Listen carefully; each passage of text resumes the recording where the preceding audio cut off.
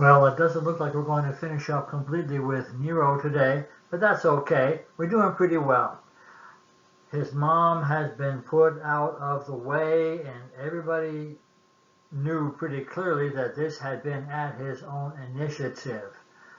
You should read about those events in Tacitus and certainly in Suetonius. He had been clubbed to death. She had been clubbed to death. And everybody knew that she was gone by murder, but nevertheless there was a big public festival rejoicing for her death and at Nero's supposed salvation from a rumored murder plot against him, if you can believe that. This just shows how the Senate, despite the proclamations by a whole series of emperors that they were going to respect the Senate and allow them some freedom and not be tyrannical. Nevertheless, by this point in the history of the empire, the Senate had a habit now, a habit of groveling, a habit of deference. This is ingrained after a lifetime now of imperial rule.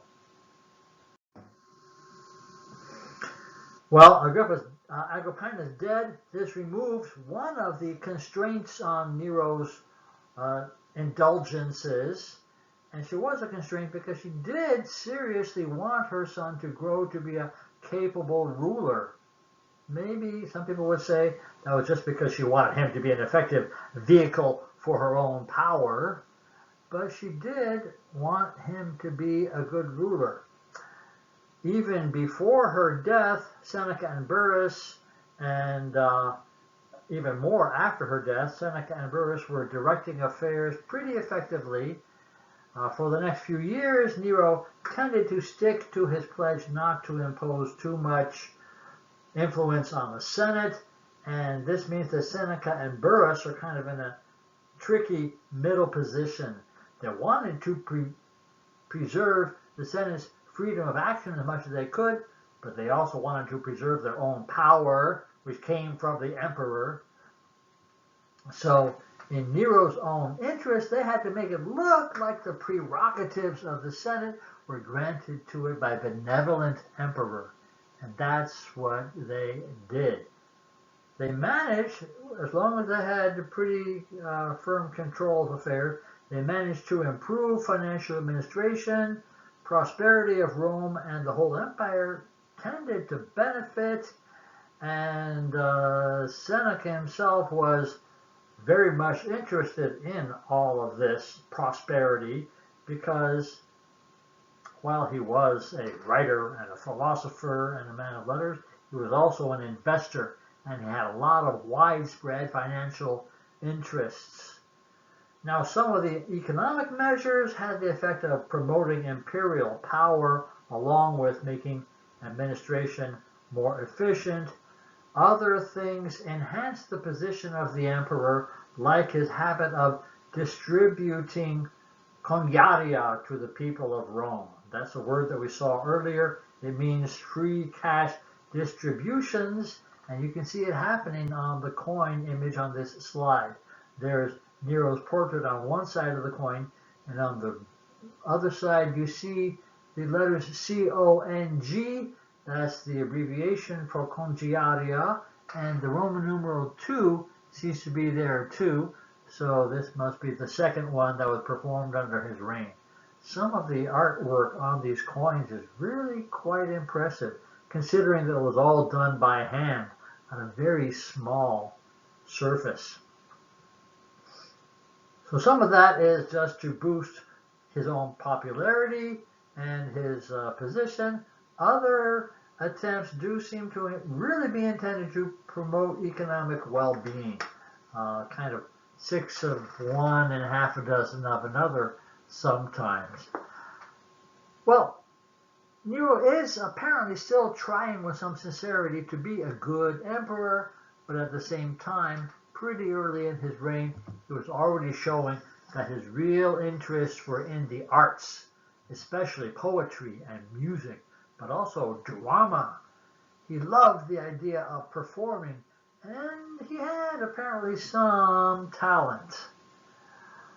So, well, it's considered pretty un-Roman, especially given that a lot of these arts are more widespread and more developed in the Greek world. So the aristocracy got a little bit upset when Nero began to want to not only learn a lot of these arts and get better at them, he wanted to perform in public as often as possible, not only for his friends, but before large public audiences. He wanted to introduce the Romans, including the senatorial class, to pursuits that the Greeks had always accepted as appropriate pastime for aristocrats, but the Romans had never really felt the same way as the Greeks. Things like athletic contests, which the Greeks did naked, chariot driving, competitions in literary arts and music, public displays of oratory for its own sake. After his mother was dead, Nero gave full rein to these passions. In the year 59, he inaugurated a public festival of athletic competitions for which he enlisted a group of young men from the senatorial and equestrian orders. So he had to be fairly noble to participate. The next year, he established a new series of competitions, the so-called Neronian Games, on the model of the Olympian Games or other Greek festivals. These were going to be held every 5 years.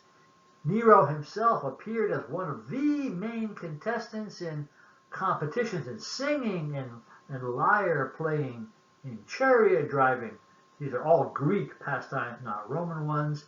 And to the Romans, Nero is beginning to look more and more like a Hellenistic monarch than a Roman princeps or imperator. All of these tendencies began to come to a head in the next few years, culminating in the episode of the Great Fire that burned a huge section of the city of Rome. The year was 64 CE, and public rumor blamed Nero himself.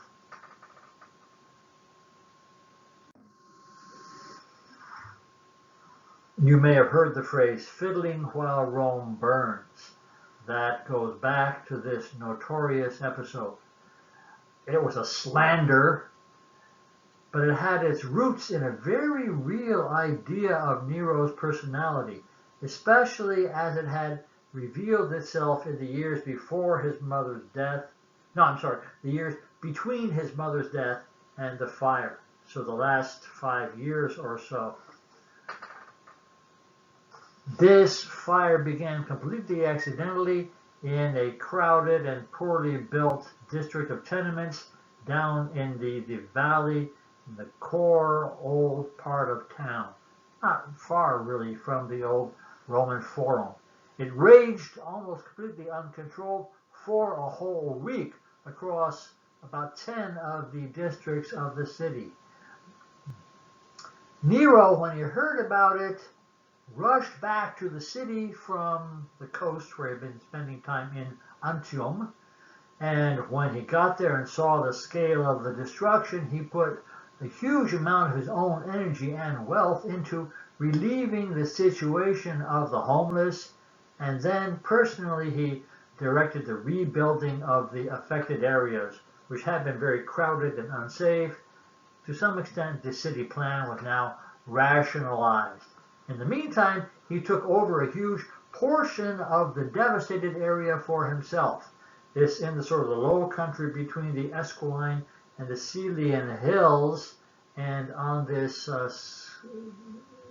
drawn scale image of Rome around this time is taken from a bird's eye view. Maybe imagine yourself in a helicopter hovering over the Capitolium, the Capitol Hill, looking to the east.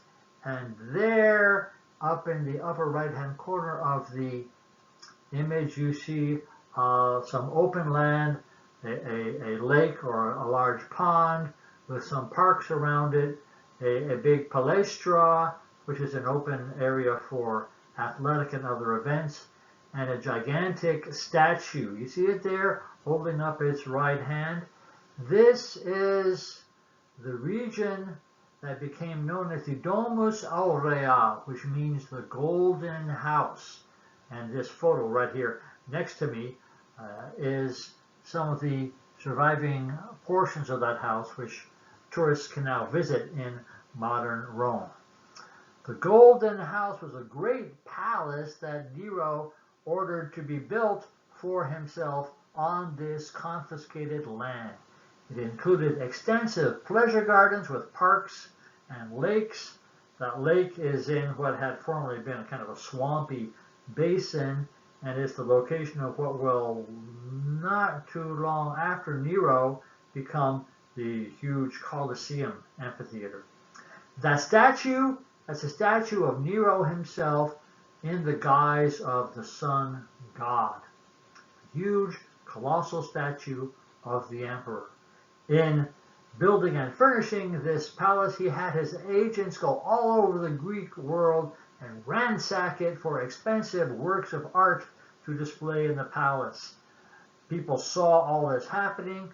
They saw him gobbling up more and more land, more and more of Rome for himself, and a joke began going around that this land hunger of the emperor was going to take over not only Rome, but the city of Veii, which was not super far away, but it was 10 miles outside the city.